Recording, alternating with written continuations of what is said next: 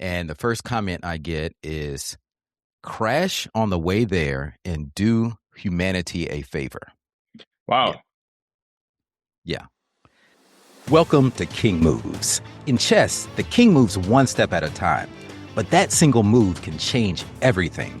Each week, we explore mindset shifts and simple actions that could lead to the next breakthrough in your business and life. I'm your co-host, Ethan King, from Atlanta, Georgia, USA.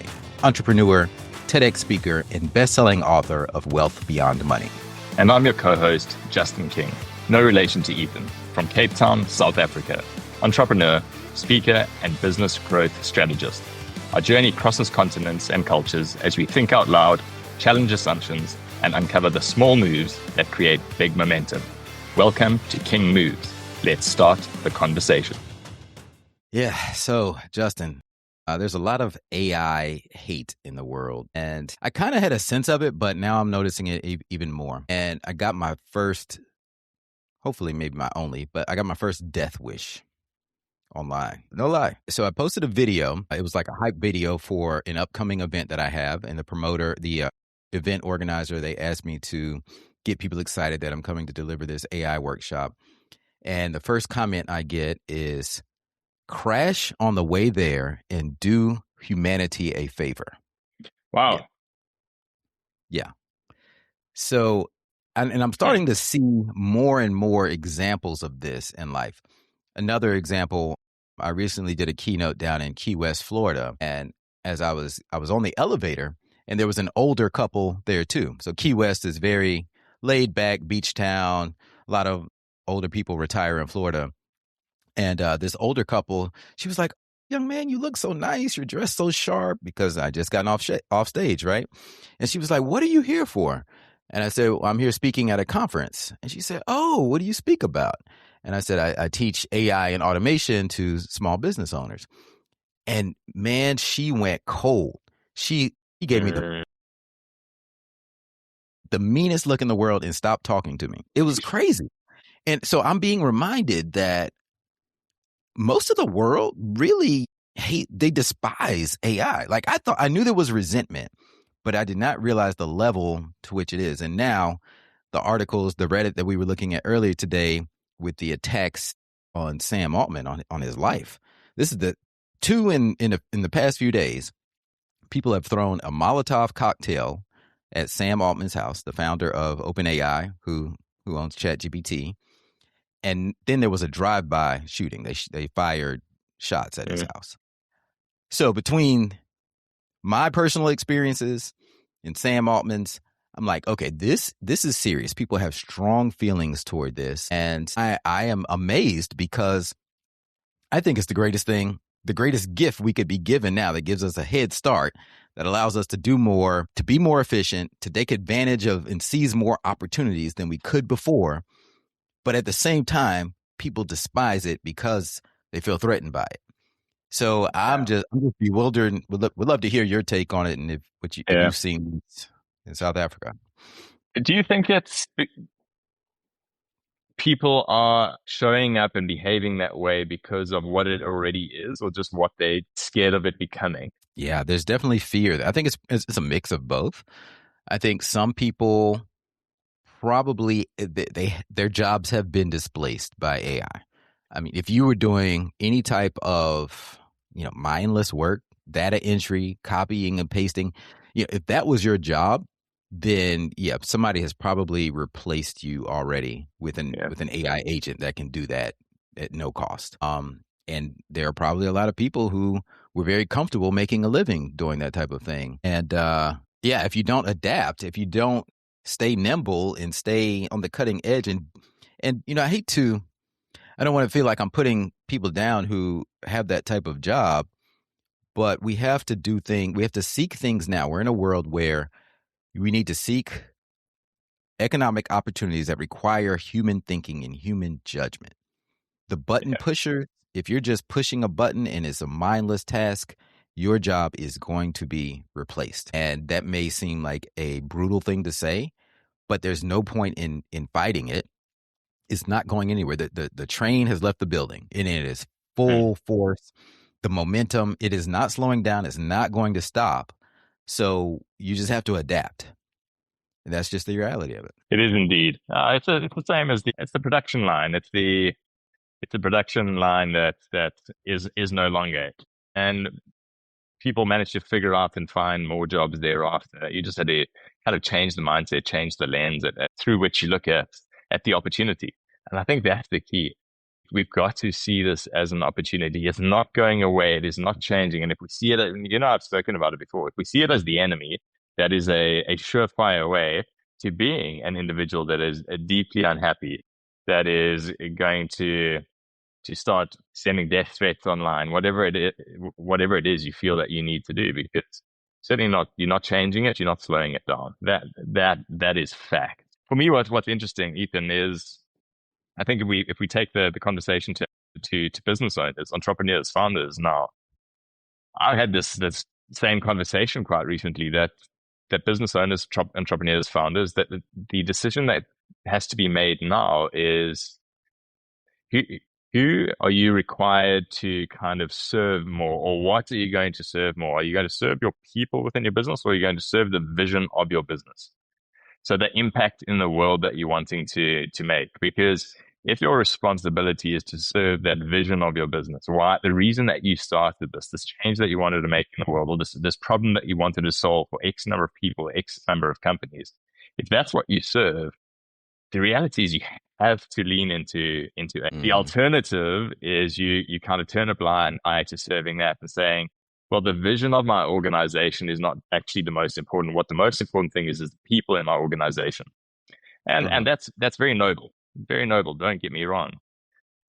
But I think if you do that, you're going to find yourself wanting not even in the long term, the short to the medium term, because if you only focus on your people, and when I say focus on serving your people, I mean retaining all jobs possible, not replacing where you can with AI, because if you do that, I don't think your business is going to be, must choose my words carefully, it's probably going to reduce the shelf life of your business if you don't lean into AI and leverage it where you can. And I hosted a fireside chat a couple of weeks ago and had a very, very successful entrepreneur in that conversation. And he has decreased his workforce number. He is in the ed tech space. He's decreased his workforce number from roughly 380 people to about 90 in the last 18 to 24 months. And that is because he has unapologetically gone all in on AI. And he said his starting point was about 2 years ago. He had that conversation with the entire team, the entire business. And he says, this is the type of organization that we're going to be. What I'm going to do for all of you is I'm going to train you and give you the opportunity to upskill yourselves on AI. And that's what he did. He made sure that everybody was aware of what it is, what it means, how to leverage it in your role.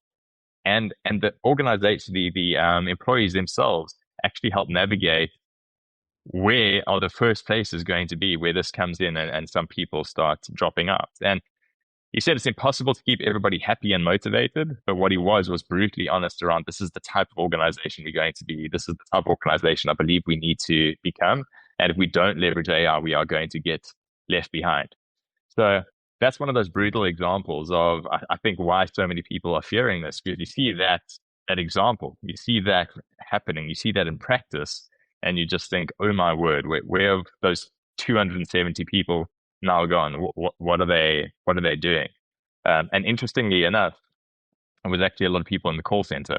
There was a lot of people that are doing customer service, which were the first to be impacted.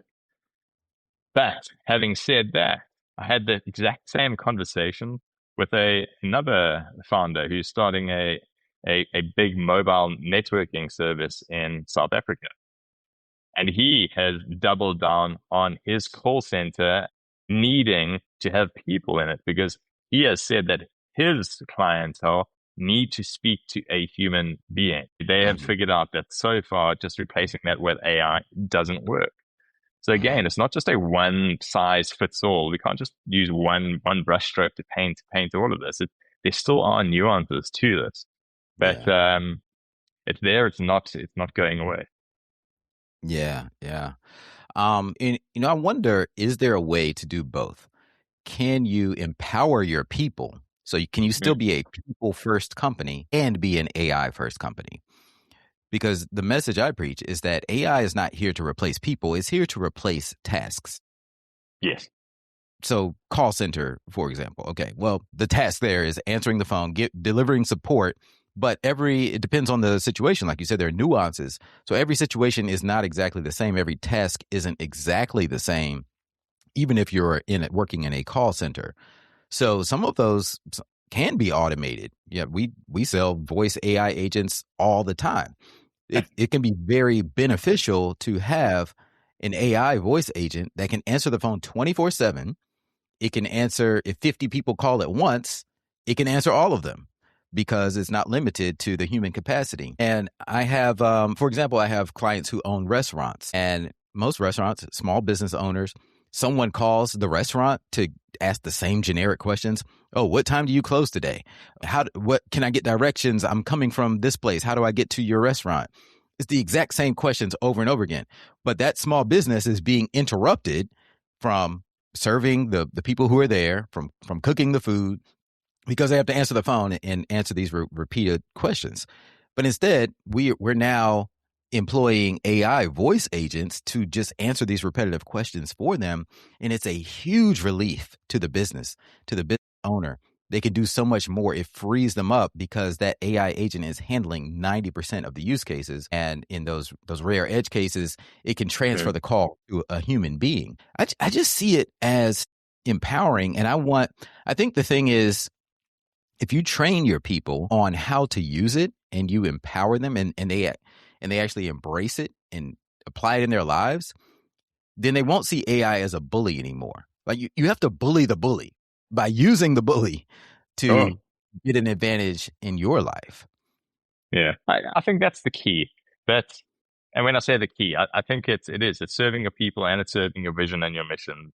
And I would say you do that by upskilling your staff, your employees, your people. You give them the opportunity to learn and understand the skill of implementing AI.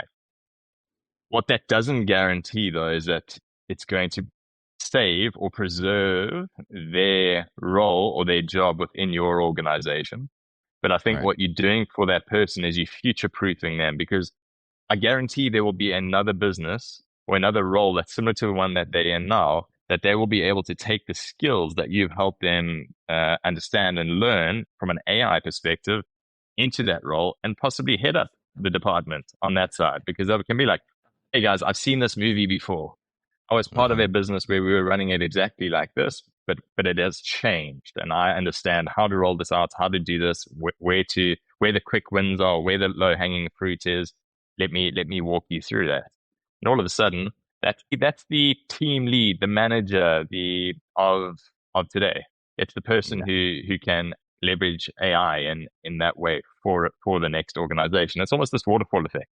There's always going to be somebody coming up that's not quite up to speed and not at the same pace. And those people that are kind of falling off at that moment, they have the opportunity to take what they learn, implement it there, and then grow with the next. So probably a good way to look at it. That's the best way we can serve people, is make sure that you are training them, upskilling them on this tool that's going to serve your company and them later on as well. Yeah. I think what I'm seeing is the biggest hurdle is the person's mindset, because people who are enthusiastic about AI are used to delegating things to other people. So you and I, we speak to leaders all the time, right? We speak to business owners, entrepreneurs, executives, leaders, managers who are used to telling someone else what to do. So now AI amplifies that, because now I can tell AI what to do 24/7. There's never any pushback. There's no excuses. There's no calling in sick. So we see that as an amplifier. But someone, alternatively, is someone who has never had to tell someone else what to do, who's an employee who takes orders.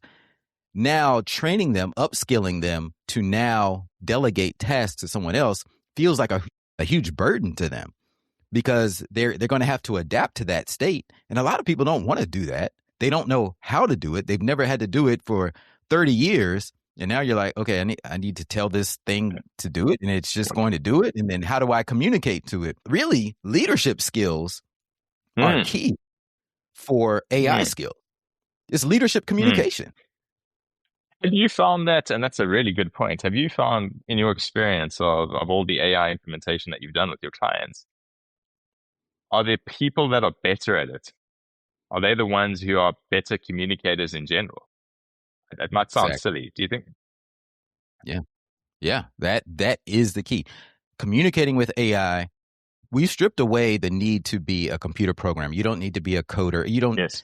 I'm not a coder. You're speaking in plain English, but the effectiveness that you get out of AI is how well your ability to communicate with it, to give it all of the context that it needs, to communicate your desired output, how you want it formatted, those types of things, to give it all the right inputs and to build the tools and the formatting. It's all just English language, but the better you are at communicating with people, it goes hand in hand.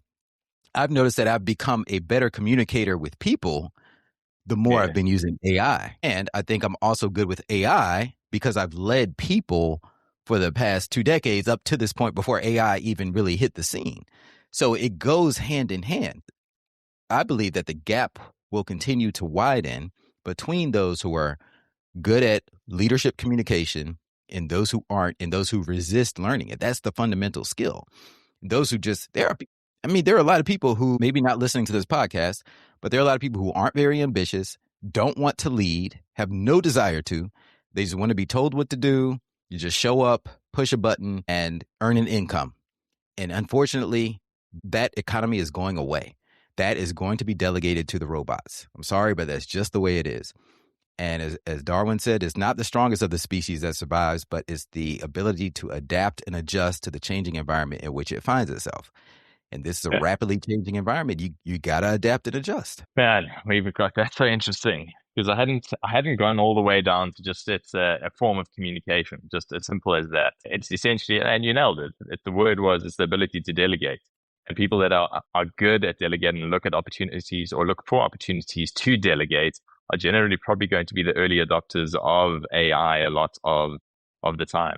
And those who delegate regularly and delegate well because they can communicate well are probably the ones who are going to have seen the most value because you've set it up well.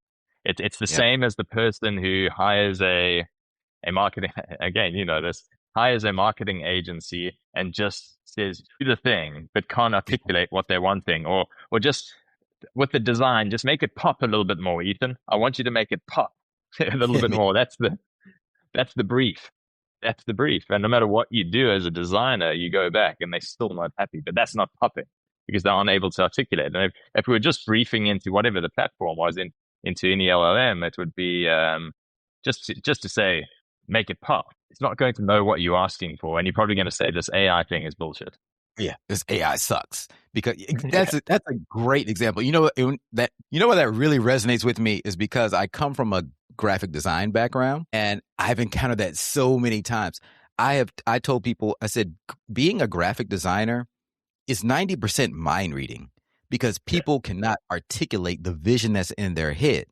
So my job as a designer was to figure out what they really want. What do they really see in Mm-hmm. their head, and to get them to communicate that to me.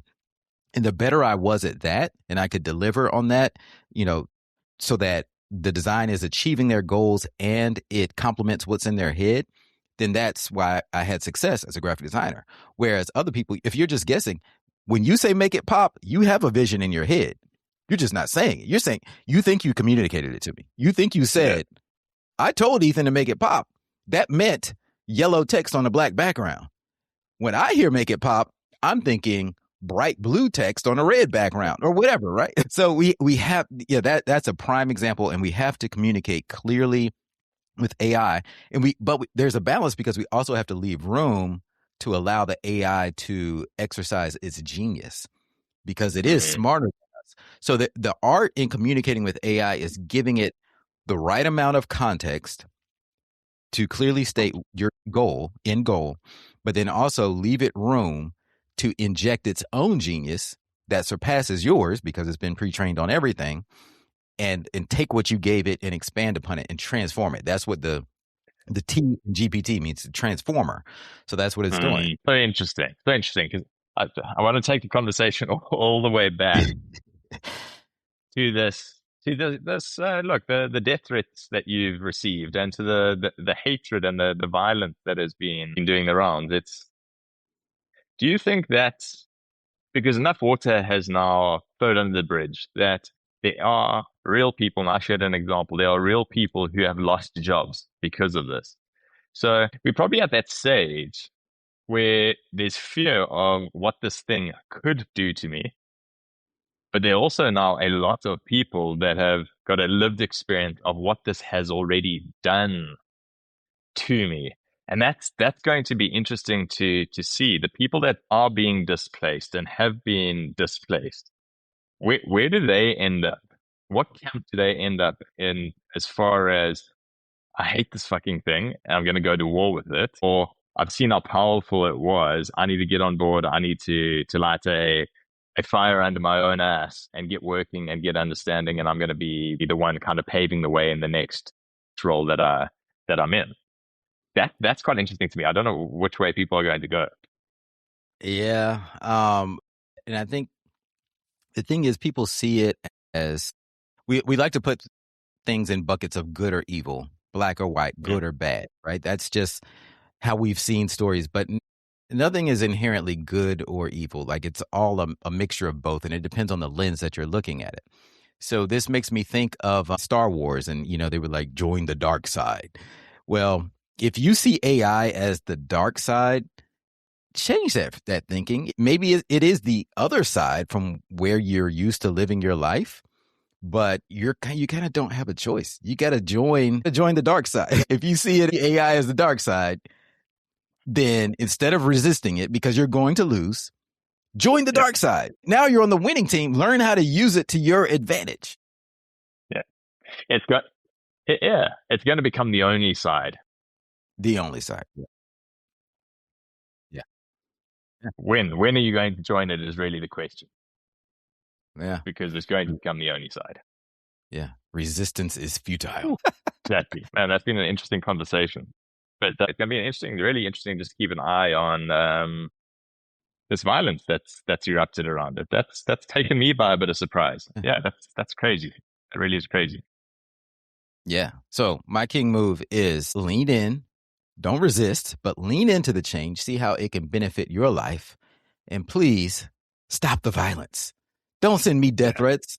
I didn't invent this thing. I'm trying to empower you. I'm on your side. So don't send me death threats. Don't send Sam Altman or anyone death threats.